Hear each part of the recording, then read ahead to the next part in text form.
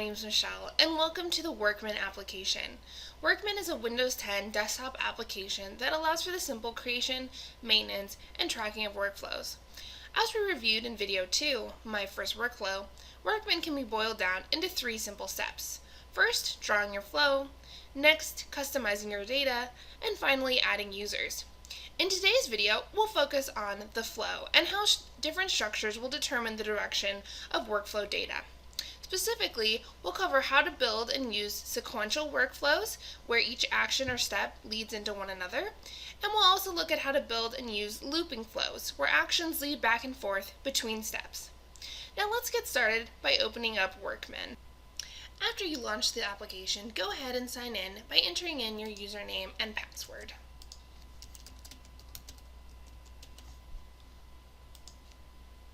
Now that we're on the home page, we can get started by selecting the New Workflow button to access the workflow creation canvas.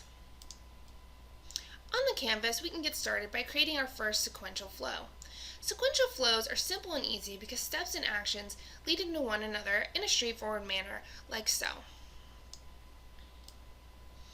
And what I'm doing here is selecting the node or orange circle with each step and creating a flow line that goes into the next corresponding step. Each flow line comes with its own unique action. To keep things simple, we'll use a 2-step scenario where you're purchasing materials, and the workflow will simply be triggered by determining what you need, and our first step will be to go to the store, with the corresponding action of finding our items.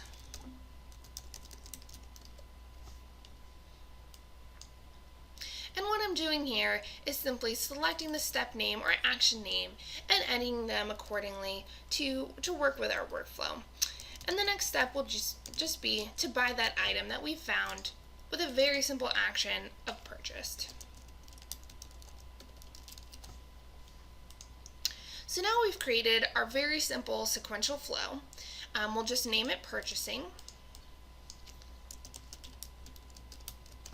and we'll publish it so we can explore how you'll interact with the workflow as you're using it on a day-to-day basis. After publishing, I'll select the back button and we'll return to the home screen, and from here we can access the workflow inbox. To navigate to the inbox for a particular workflow, simply select the corresponding live tile from the home page. In our case, it's going to be this purchasing workflow that we just created. Within the inbox, you have access to a number of actions. Here's where you can initiate new instances of your workflow, go back and edit the workflow, and most importantly, address the items in each step which you are responsible for. Let's get started by initiating a new instance of the workflow. Here is the default data form with a simple subject and description which you can fill out with the information required to initiate your workflow. So in this case, since this is a purchasing workflow, our subject will just be buy printer, and our description will just say that we want the HP brand. Now of course, you can add as much information or as little information as needed for your particular workflow. Just to start this off, we'll go ahead and navigate to the top right and select Submit. Now we're back in our inbox, and you can see that our new instance is now in the next step, Go to Store. And since we're the only user of this workflow, it's really up to us to complete the steps. And this can be done by simply selecting the tile, and we come back to our data form. Now from here, we can add in any additional information as needed. We can also even add an attachment, which you can do by simply selecting this paperclip icon in the top navigation. In our case, we might want to just attach a photo of the printer that we've just purchased, so we'll go ahead and add in a file URI, which is just a link to our personal Google Drive or Dropbox, so there's no reason to upload anything directly into WorkMan itself. And we'll just call this printer photo. Alright, we'll add that to our attachments, and then just click outside of the pop-up window, and it will collapse back. And just to note, now the paperclip icon has turned white to indicate visually that we've added in a attachment to our data form. Now in the sequential workflow, as I noted, there was only really one action. So in our select action drop-down, there's only one thing to click, which is that we've found our item. In this case, we're pretty lucky here and didn't have any trouble finding an HP printer. And from there, we'll go ahead and submit our action since we've done everything that we need to do in this step. Again, the instance has now moved on to the next step, where you will want to go ahead and buy the item. Now, another thing to note when you're here in the data form, for each step you can see the current state in the bottom right and the due date. And we'll show you in another video how to set the due date. But this is just indicating that by this date we really need the action to get done. We need the workflow to continue on to we need this instance to continue on to the next step. And we really, we don't want to take too long getting everything done. Again, I'll just go ahead and select purchase with our simple workflow and complete it. All right. Now let's talk about looping flows. This is when actions may lead back to previous steps or may require the step to be repeated. Taking our current case, we'll go ahead and add in some looping actions. And we'll do this by selecting the Edit Workflow button down here in the bottom left. Taking our current example, let's add a looping case. Say that before I want to buy an item, we need to check the price. That really only things under about $500 do we want to buy in this particular workflow. So what I'll do is I'll add a new step, just select and drag, and rename it check price. Now check price will have two main actions. Either the price is above $500 and we're going to need to go back to the store, or it'll be less than $500 and we can go ahead and buy the item. And I'll create that in the same way, again selecting the step node, dragging it to the next step, selecting the action title, renaming it in this case to less than $500, and doing it again back to our first step in the case that it's over $500.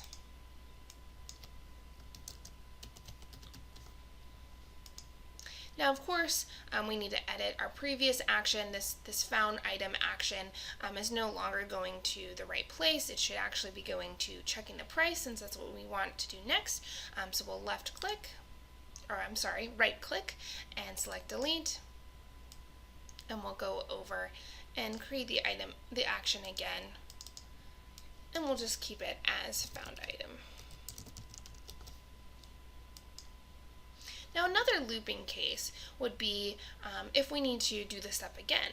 And just as a simple example, if we go to the store and we haven't found the item, well then we'll need to go to a new store. We'll need to keep looking. So that's a great example of when you would want to go ahead and repeat your step. So you simply do this by selecting your flow line and just going back to the same step. I will name that action item not found.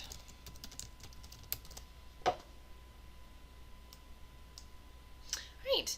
Now that we have some loops, I'll go ahead and publish this, and I'll show you how that will affect our inbox. All right, going back to our inbox, and we'll go ahead and initiate a new step, initiate a new instance of the workflow. And we'll keep the same information. We still want to buy a printer, brand HP, and we'll go ahead and initiate this workflow. Now another example that we might want to do is, maybe we need a computer for the office. We'll initiate that as well. And we really don't have any brand preference, so I'll just write no brand preference. And we'll start this instance off as well. Great, so now you can see that we have both of these instances in our first step, going to the store. And we'll go ahead and just see how selecting the different actions in our new looping case will affect where the items appear in our inbox. So first we'll go ahead and look at the printer. So in this case, we'll say, we've looked around, and we just chose the wrong store, and we actually did not find our item. So we'll select the item not found action selection, and we'll select submit. So in that case, it really hasn't moved anywhere. We need to go back to the store. We haven't found it, so the item is just not ready to move on to our next step. Now for the computer, we've had a bit more luck, so we'll go ahead and select item found in that case. As you can see, our item has now moved on to the next step, check price. Now in this case, we've gone through multiple computers, but really the one that we were looking at is actually greater than $500, unfortunately. So we'll select that as our action.